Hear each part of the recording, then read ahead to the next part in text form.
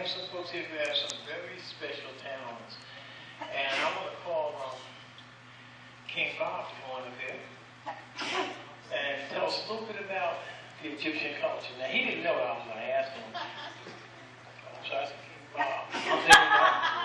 I'm King David. Come on to King David.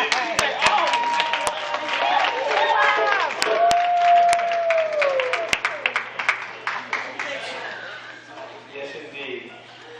King David, you probably have seen him in a lot of functions dealing with Afrocentric stuff. And he also has an exhibit that's actually traveling all around the state. Is it just in the state or is it out of the state also too, right?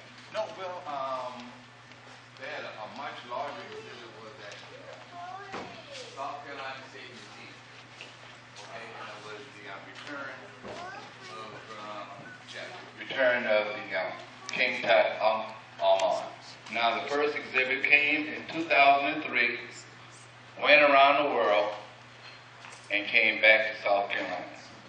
And this time they really talked about his much overlooked African heritage. So for the first time in the state of South Carolina, they really admit that he's an African. Because now we have, thank you. See, now we have the DNA analysis. And all the Gullah Geechee people right here in the state of South Carolina trace their ancestry straight back to the Nile Valley. First, we go to the west coast of Africa, and our ancestors go straight back to the Nile Valley. We have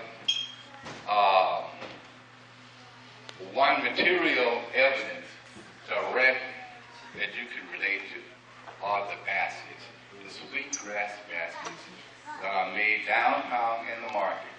We have direct evidence. Right now, you can see it for yourself. I have pictures of it. The same baskets are in the tomb of King Tut, which is over 3,000 years old, and it's called the coil technology. It keeps going around in a circle.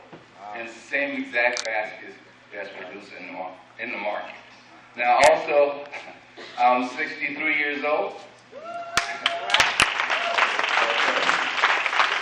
And I had 2 hip surgeries, okay? And so, and they were very expensive. On the left was $32,000, and on the right was $37,000, and I just had that in September. And I am very grateful that I had insurance. And thank you for the Affordable Care Act. This is for real. All right. Okay? And also, I am an approved artist with the South Carolina Arts Commission. I am one of 900 artists, but I speak directly on Egyptian history and culture and how the Gullah Geechee people are related directly to the high culture.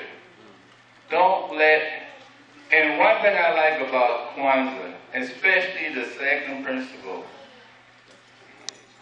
Kuti Chingalam, Kuti Changalia, Chungi Changalia, okay, Swahili, self-determination, is that we define who we are. We speak for who we are. No one can define us, you know. And what's really so astonishing about this whole thing is that we are the first modern human. Our scientific name, we go back over 200,000 BC. We are Homo sapiens sapiens. All right. First modern man and woman. We are the first to utter a sound to speak. We are the first to create mathematics, science. And one of our greatest mathematicians and scientists, and you can check this out on the internet. And his name is Imhotep. And it's spelled I-M-H-O-T-E-P. And I want you to really check it out. Just don't take what I say. Because once you open that door, that window, the opportunity is there. Your self-esteem will just, it just will come right up in you and all your adults and children, and you will strive to be the best that you can be.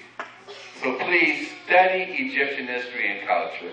You know, just don't study. We have to study all our culture, but our culture did not start in the 1600s, you know, dealing with the Portuguese, you know, and then they enslaved us. Then we came to Carolina. Our history, we are, African history is the history of humanity. Yes, yes. It's the whole thing, right there.